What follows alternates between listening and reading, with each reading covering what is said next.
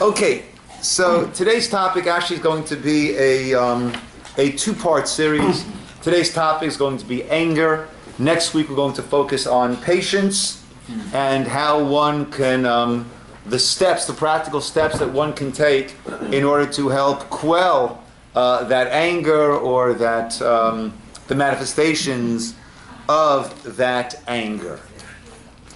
We live in a world where we hear much about anger, right? Road rage is a term that many of us are familiar with, and causes, I think they say that's the major cause of accidents is this road rage, that a person takes umbrage that this other person didn't let him in or cut him off, and thereby goes into a rage, right? There is something, one of the new words that came out in 2007 was rap rage. Nothing to do with the music genre of rap. This is W-R-A-P, right? And that was anger and frustration from the inability to open hard to remove packaging. Right? As one insightful person pointed out, why is it that eggs are packaged in flimsy cardboard and batteries in impenetrable plastic casing? Whatever the case is, many things, right? You buy a scissor, right? You need a scissor to open up the wrapping around the scissor, right? So there's also rap rage. There are many rages out there, right? We've seen, many types of rages that are out there. Now, our society seems to be almost accepting this as something that is normal, that is acceptable, and it clearly is not. And we say, Judaism says that anger can be overcome even in the most extreme of circumstances. And it all really depends on the perspective that one has and the ability to go beyond oneself. In other words, most of the time we get very angry because this person did this to me. And we put all the focus on the me, and how dare they do that to me, and we therefore initially implode and then explode, right? But all because of this inability to take it beyond ourselves. And once again, this is from the Morashah syllabus. Again, nothing to do with the school that was here a while ago, but it is they have a number of syllabi on different topics. A beautiful story that Rabbi Pesach Krohn speaks about took place in a gemach. A gemach stands for Gemilat Chesed, and it's the term that's used for any sort of free loan society that is set up. And this was one. Now there are gemachs that lend out, in Israel especially, that lend out, baby bassinets, strollers, you name it. There is a gemach for medical supplies. But this was a typical gemach, which was a free loan, meaning money would be lent without, of course, without interest. Now, normally these gemachs were open on Thursdays, so people who needed to could borrow money and be able to use it on Shabbat. By Thursday night, usually the course would be closed. The money that was available that week was usually spent.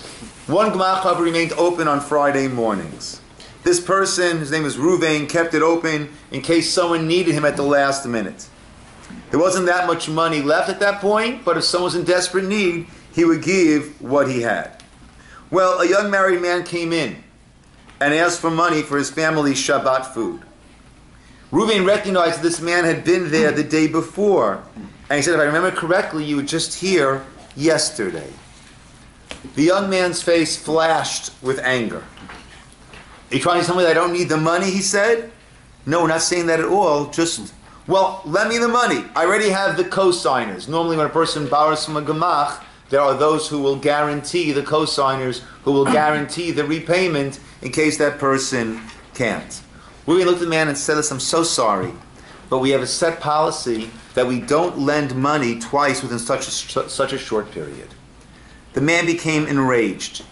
He went over and slapped Reuven across the face. Reuven was there in shock and disbelief. No one had ever yelled at him like that, and certainly no one had ever slapped him.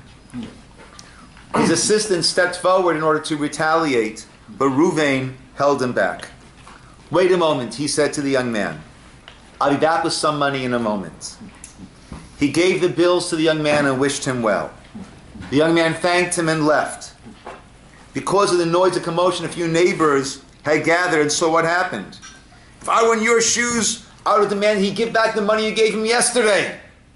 How can you give him more money now?" Reuven, whose face was still red from the slap, explained, "I know this person. Under normal circumstances, he never would have acted this way.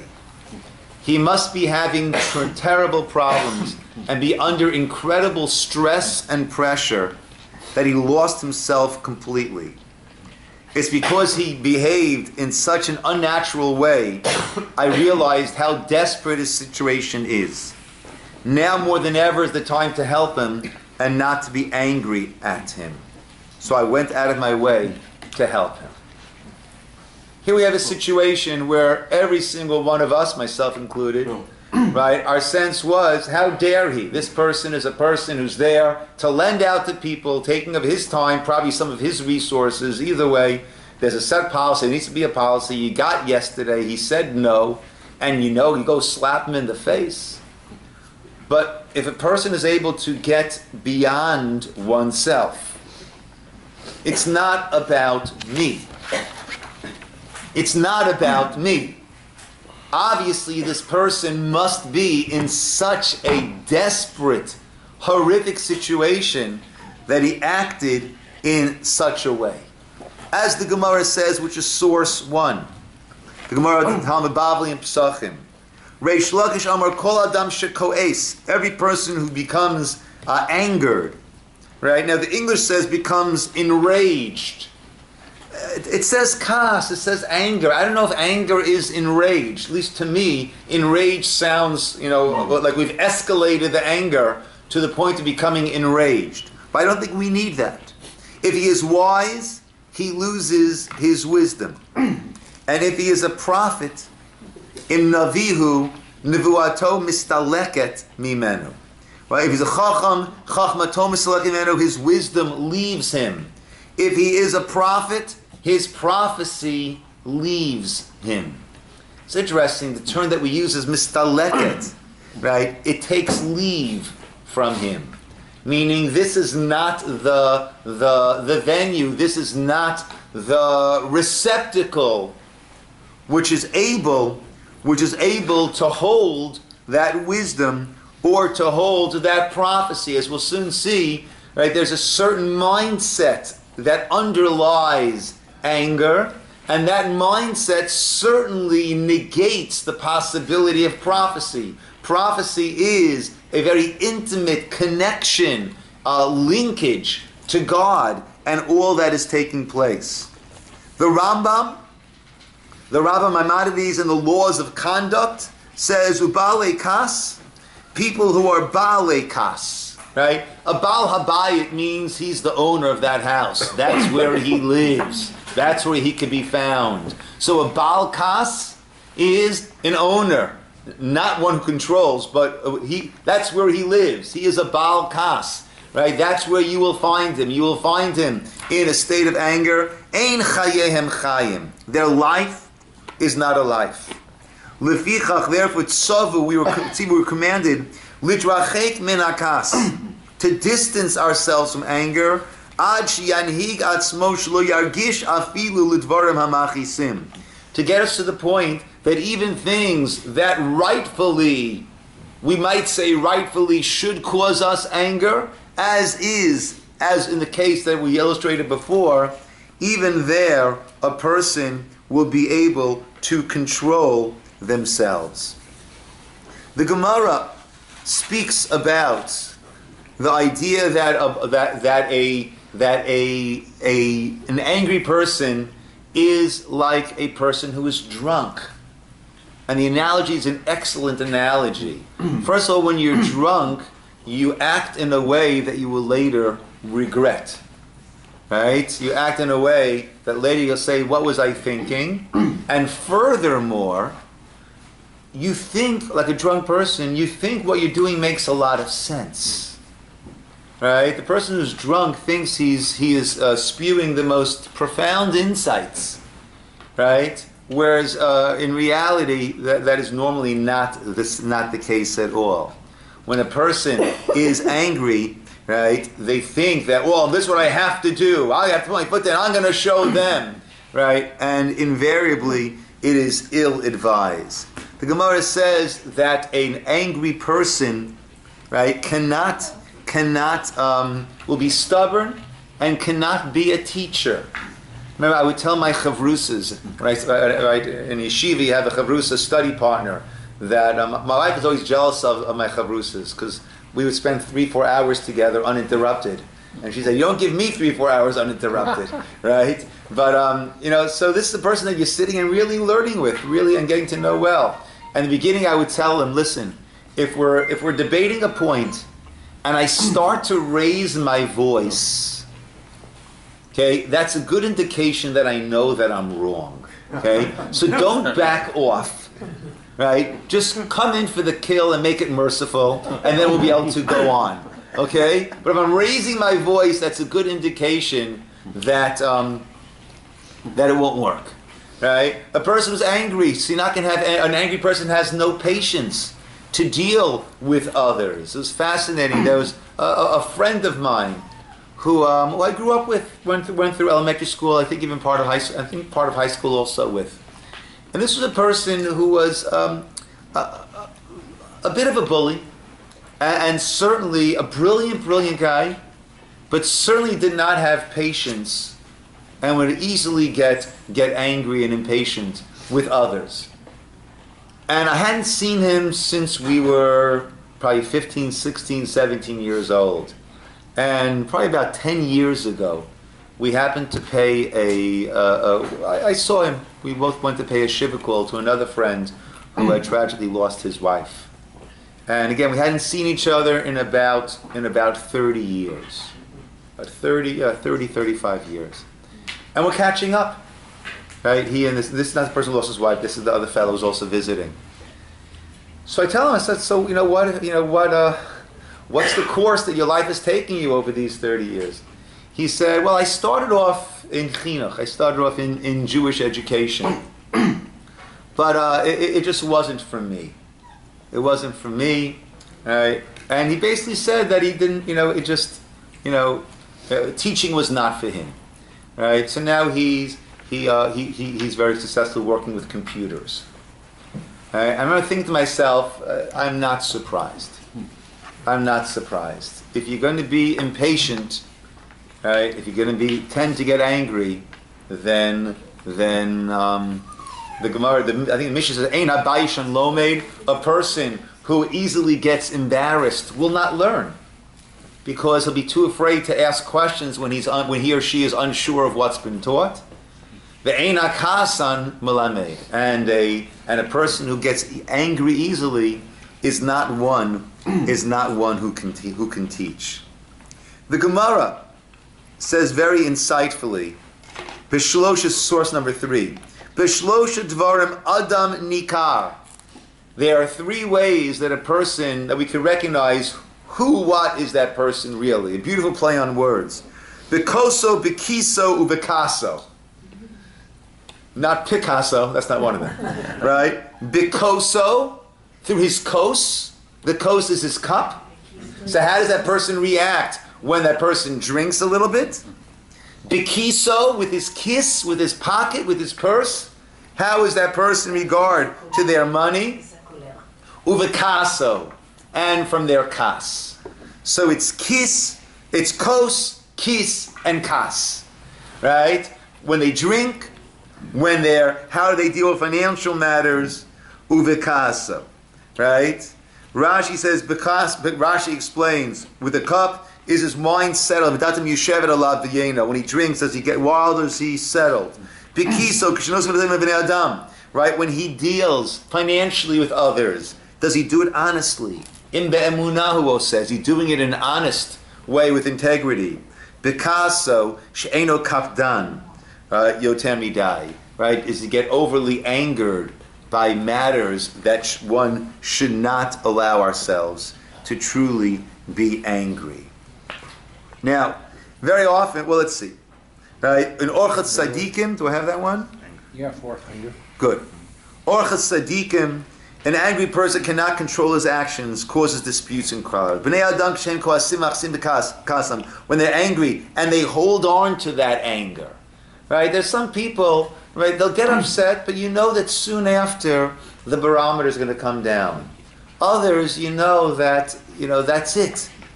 They're machazik. They hold on to that anger. They don't realize, they don't recognize what it is, what they do. They do certain things in anger, which they never would have done were they not angry.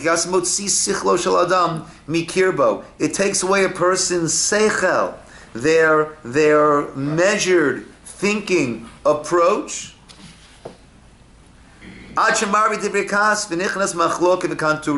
Which leads to triggering well-said disputes and quarrels. One of the favorite, Rabbi Pesach Krohn has a whole series of the Magid books, he calls them. I think there are 5 or 6 volumes at this point.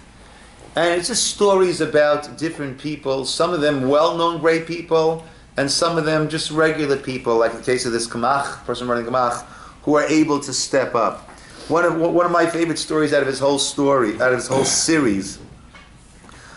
in the Navardik Yeshiva, as in all the yeshivas in Europe, there wasn't a dormitory, there wasn't a yeshiva dining room. There was a place the boys would learn, and the boys would find lodging in the town by different people. And also they would have what was called Essen Tug. Essen means eat, Tug means day. And there'd be different days that they would eat by different people. Right? We have our different Monday, Wednesday minyan people, Thursday minyan people. So there they had different days that the people know that they would host X amount of boys from the yeshiva, and boys would have their specific homes that they would go to on different days to eat. So, most people were happy to have these boys as tenants, but there was one exception. One building where more than 20 rooms were occupied by students was owned by a bitter woman who was a widow. She ridiculed and criticized every one of the students who rented from her. Sometimes her anger would lead her to turn off the electricity, turn off the water on Friday afternoons. Her harassment became almost intolerable, and the students started to move out one by one. Only one remained. Yosef Geffen remained. One morning as he was coming home from shul, the woman yelled at him, "You must be crazy. How can you still stay here? All the other boys have moved out. Why do you insist on staying here?" He paused for a moment and said softly to the woman, "I stay here for your sake. I understand you live alone, and I fear you might fall or become ill and call out for help, and no one will hear your cries. I understand that when you yell at us, you are merely letting out your frustrations and anger about your difficult predicament, being widowed and struggling. I felt it was proper for me to stay, just in case you might ever need help." As you can well imagine, the woman's face changed. She was so surprised by the unexpected concern, she pleaded with the student, forgive me, young man. It never dawned on me that was the reason you were staying. How kind and gracious of you." For days afterwards, she never said anything but kind words to the students she met. Slowly, word got around. She was no longer as bitter and angry as she had been, and the students started moving back into the building until all the rooms were filled. That's what it does to us. That's what it does to others. And once again, if a person is able to go outside of themselves and realize it's not about me. This anger that is being vented is not about me. And to try to see what is the cause. It's very interesting. As a grandfather, I have a very different perspective, than I did as a parent. As a parent, kids throwing a tantrum, they're in the store, you're getting all worked up, right? As a grandparent, you say, okay. You try to comfort the kid. They make a lot of noise. When it's an infant who's angry and they kick or they pound, right? You understand, right? This is a toddler or whatever it is, having a meltdown, right? It's nothing to do with me. It's not about me. It's nothing to do with me. So I can remove myself from that situation and realize it's not about me and do what I can do to help this toddler's having a meltdown. Well, the ugly secret is not only toddlers who have their meltdowns, right? Adults also have their meltdowns. And if we can, again, lift ourselves out of that situation of taking it personally and lashing out and realizing it's not about me. This person is going through clearly a very tough time. What can I do to help? In Orchas Tzadikim again, which is source number 5, right? Hakasan ein lo chen be'enei habriot. A person who readily gets angry finds no favor, no charm in the eyes of people. V'hu sanu be'eineihem, and he really is hated by them. Umitoch kach ein masav mekubalim be'enei habriot. Right? And anything the person does, even when he does something good, will not be readily accepted to people, by people. Hakasanu koven al b'nei beito. Right? And certainly it is a koved, a heavy weight on the person's family members. Hashomim tamid ka'asot lanato, who are constantly listening to the person's anger and the person's complaints. Some people, actually, Natalie and I went, there was a meeting in Los Angeles for rabbis and rebbitzins, and it was with representatives from the Federation there in Los Angeles and a Jewish women's shelter. And they were speaking about abuse. Now, abuse goes both ways. There's abuse that goes husband to wife and wife to husband.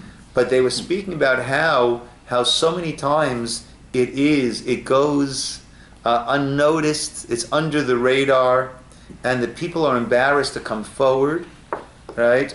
Besides the regular stigma, because out in public, this person is Mr. or Mrs. Charming, right? Truly, the perfect gentleman, the perfect lady, always kind, always considerate, always rushing to help other people, and they think, and it's probably true, that no one would ever believe the lurid tales that they share about what goes on.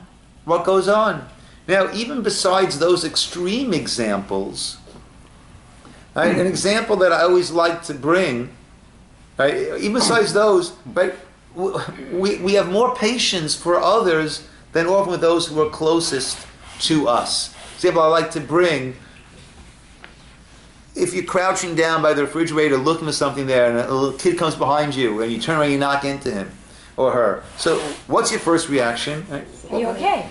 No. Your first reaction is, why are you standing here? Right? Why are you on top of me? Janet, you're at Sadeka. Okay. I'm telling you. I'm not you. I'm telling about me. Right? You're there. You're crouching over something. As you go, there's a kid on top of you. Like, what are you doing here?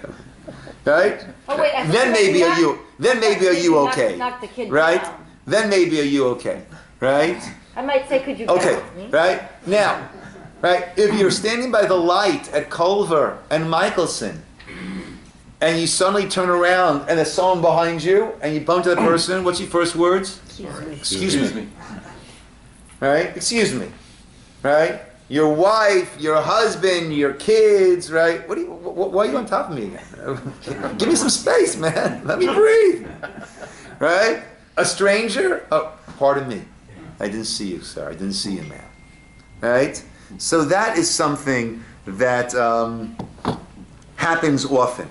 Right? We'll control ourselves, our anger, and in general, be in our better behavior when we are amongst strangers. Right? And really the way to truly assess who and what a person is how does that person deal with those who are around them all the time.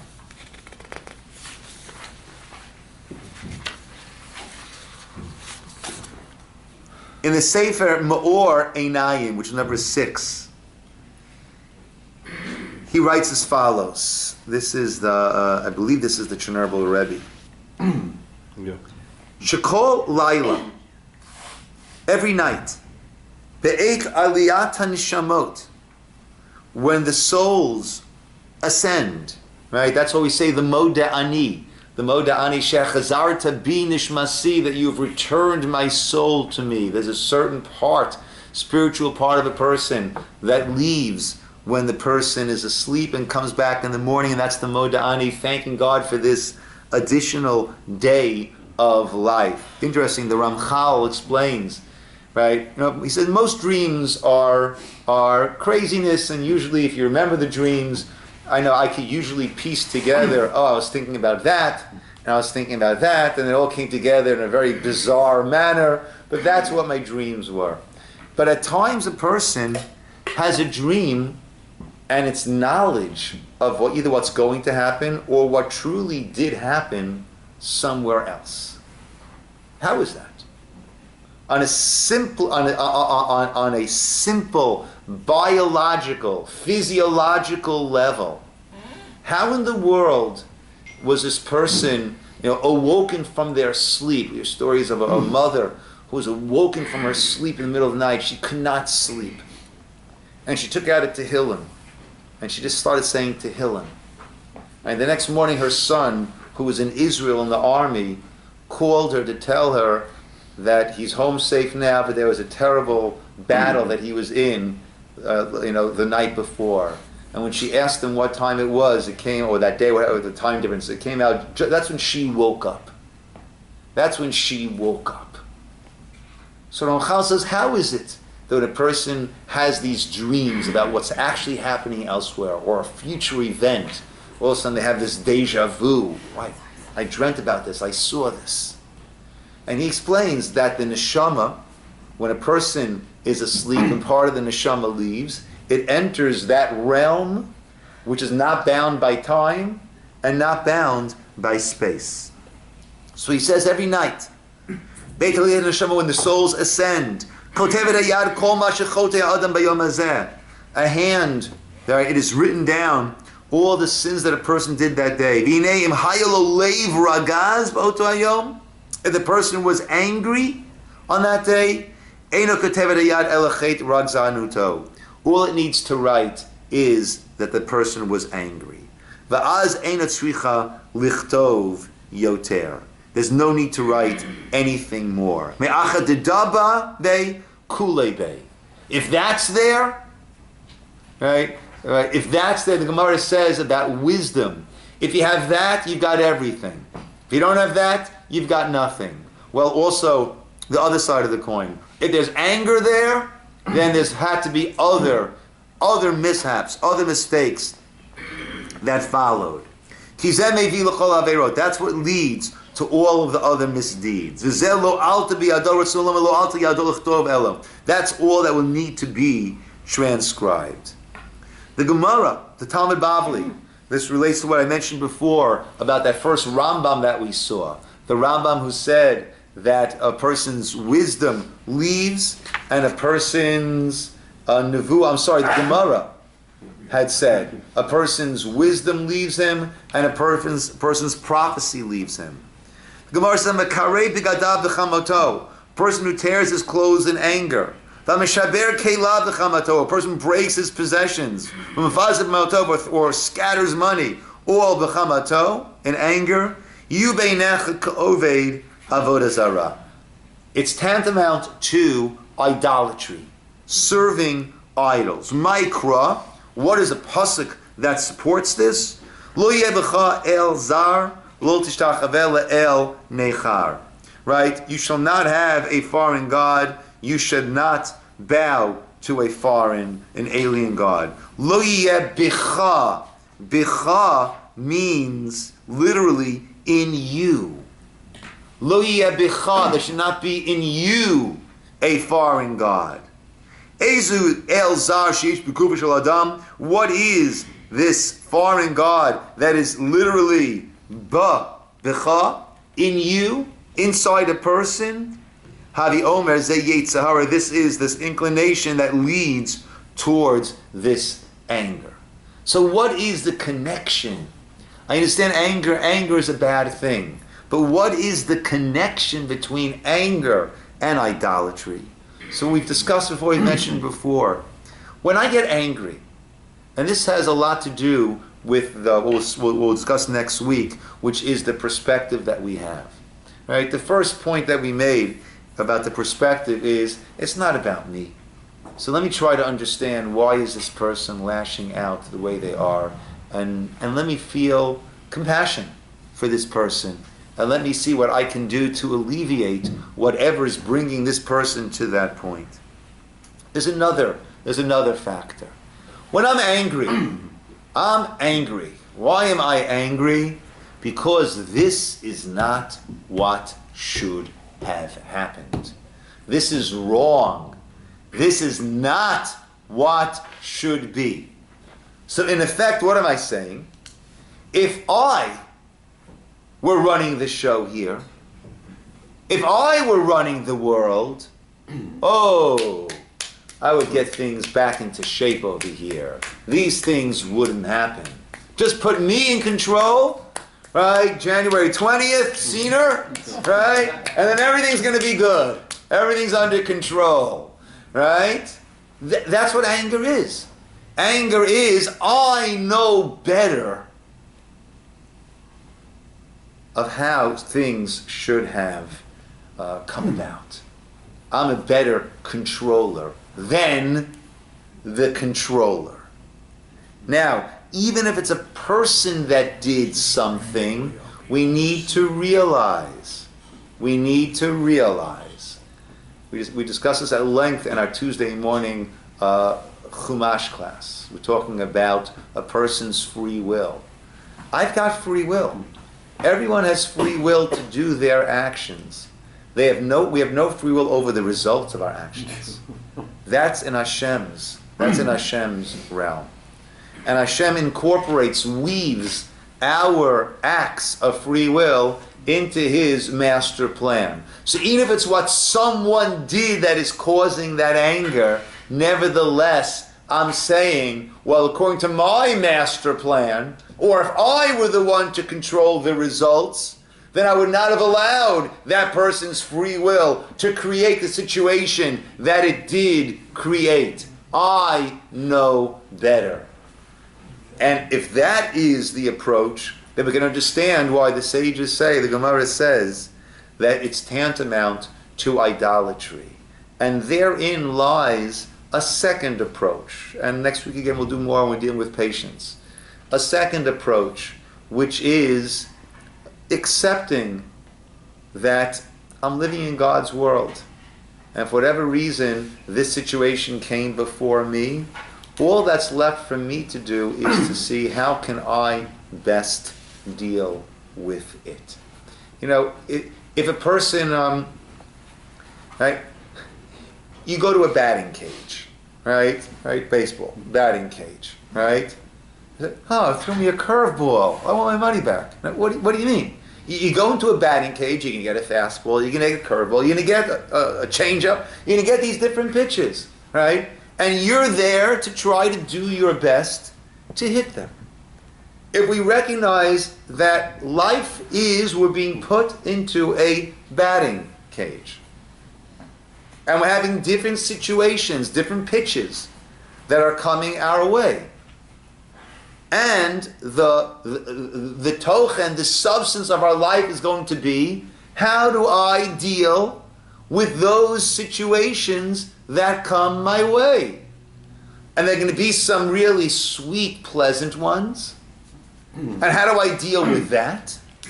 And there are going to be some harrowing, challenging, tormentful, painful ones.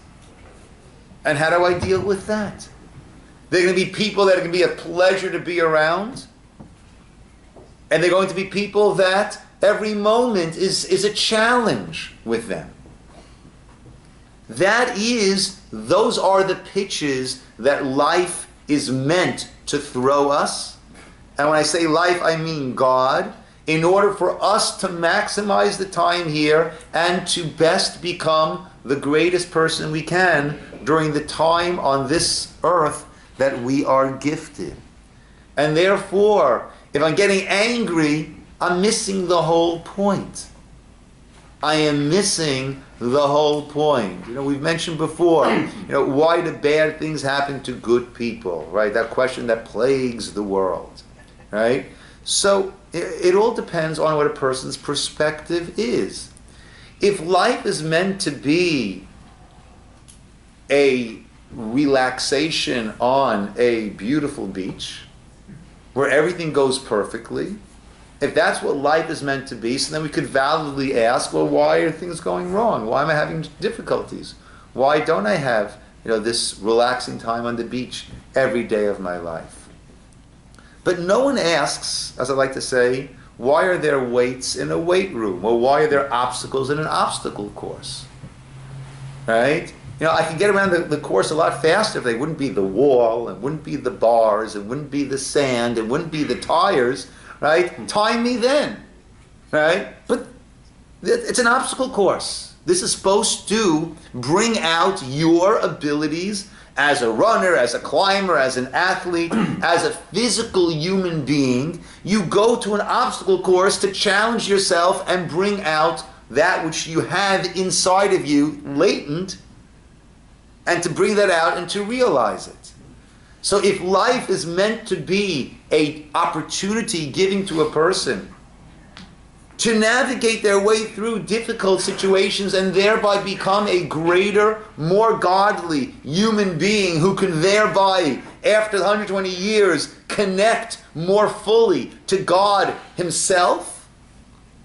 So there's not a question why there are obstacles. Of course there are obstacles here. The obstacle course that build you up physically, and the life challenges are there to challenge us and bring out this latent abilities and actualize it into a greater, deeper, more godly human being.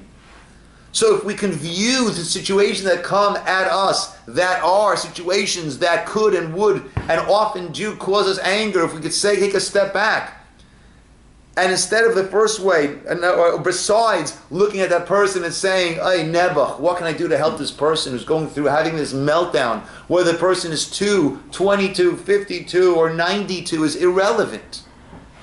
So one aspect is, what can I do to help this person going through this meltdown? The other aspect is, I know what you're trying to do. You want to see how I'm going to react to this one. This one came out of the clear blue. Well, I'm not going to fall for it. I'm not going to lose my cool. I'm not going to lash out. I'm going to recognize that it's not that I could do it better, I cannot do it better. And the master orchestrator has sent this my way. I will do my best to deal with this situation, as my father, Allah Hashem, would always say, with grace and with dignity.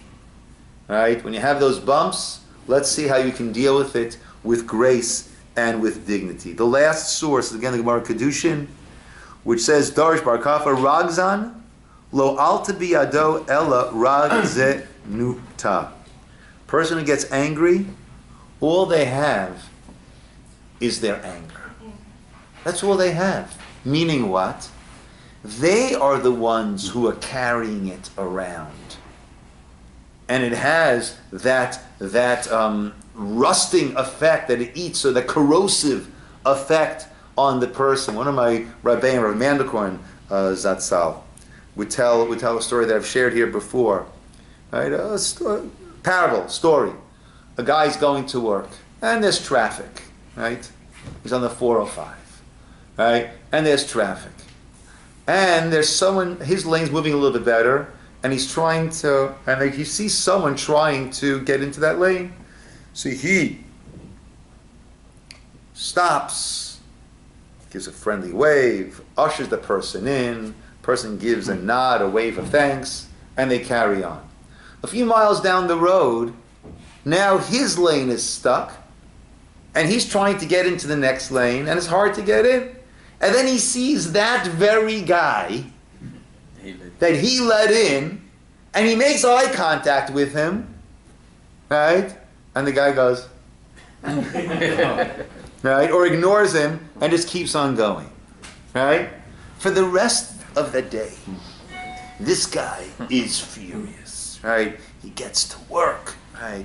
And he lashes out at the people in the elevator, and he sits down at the boss, and he lashes out at his coworkers and his secretary, and his boss calls him in, and he unloads on the boss, and his wife calls, and he has a mouthful for her, right? The whole day, wherever he turns, he sees this guy's face. And he is furious, he's burning. This guy has ruined his day, and ruined so many relationships that he has. And then he's going home, and he gets into the elevator, and he goes down. He's going down to the lobby, and he gets down to floor 1, and it stops, and someone walks in, and it's that guy. And he goes, you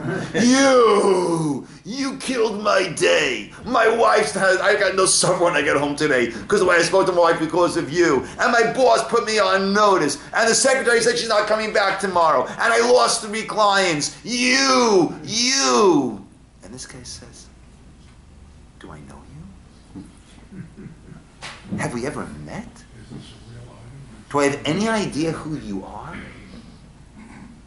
This person's carrying that anger, and it's corrosive, and it's destroying him. The other guy doesn't even know he exists. Have we ever met? What are you talking about? All a person has is his anger. He's deciding to carry it around, let it eat away at him or her, and then it contagiously spreads to those around you. Let it go. Offload. It's hard. But what is it doing for you? Take a run. What is it doing for you? Pound your pillow. It helps. Take a run. Yeah. Okay, my friends. Next week we will continue with patience and other ways of dealing. Yes. So, thank you. 2 things. Referring to the source, Amen. Referring to source 6 with Menachem Tversky, Rabbi. Yes. So since Hashem knows everything, like when we say on Rosh Hashanah, you know all the thoughts and what is man and all that. So what if you have anger and you don't act on it? You acknowledge, this is making me mad. Great first step. And you do and you still, you're like really two-faced. You act nice still. Great first step So is not to lash out. Is Hashem still going to record it? Great first step. What Hashem records, I can't tell you. Right? If that was the next step that a person could have attained and they reached that, fantastic. If the person should have gotten past that first step, right? There's no one answer. And then what about something more fundamental? What if you acknowledge it's Hashem, and so you're angry? You're angry at God. Yeah, and there was one time I was walking upstairs in the house, and I said, Okay. "Please, Hashem, help me to not be angry at you. I did it. At least this deal with my brother is very okay." We've all had situations which have been painful, which are potentially going to be more painful, right? That is the human condition, right? That is what life But is it is worse about. to be, I mean, I'm acknowledging that it's Hashem in control. Is it worse to be angry at Hashem? That's at least not a avodah zarah.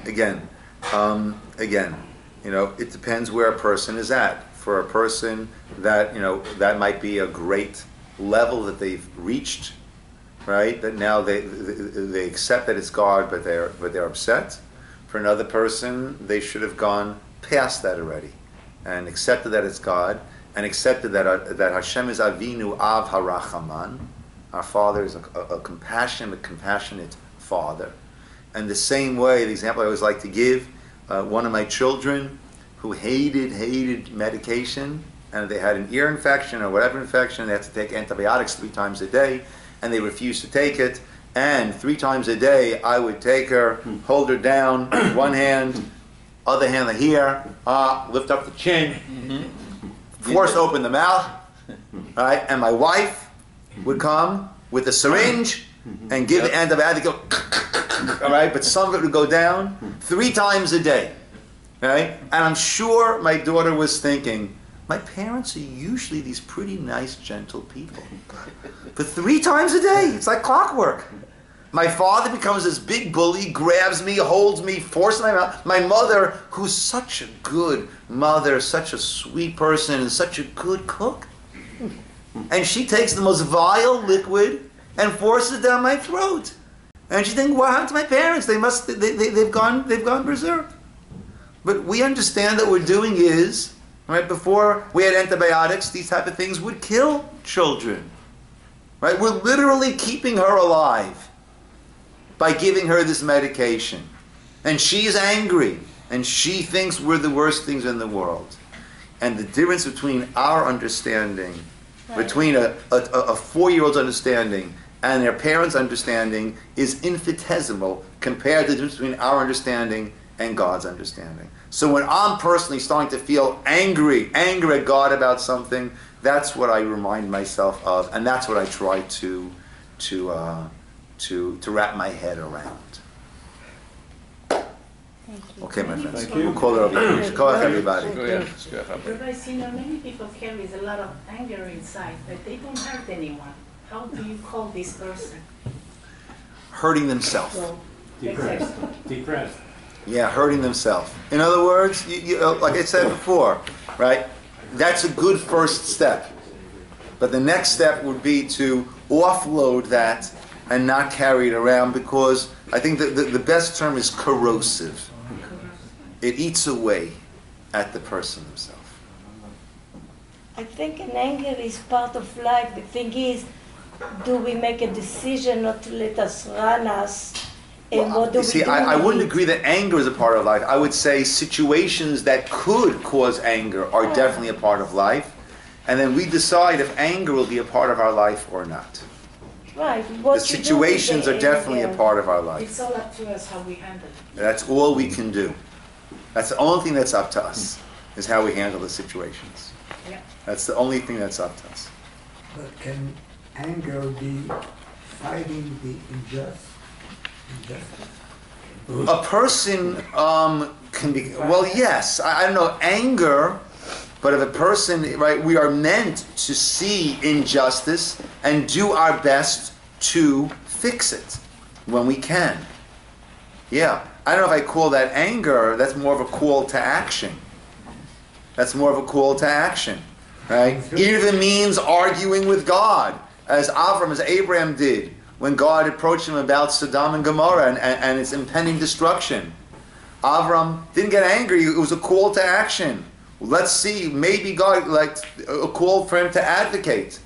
Right? If there'll be 50 righteous, 40 righteous, etc., etc. Yes, but anger, right? I could get upset, and at times I might need to appear angry.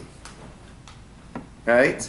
But to actually be angry means that I've lost a certain degree of my control over myself.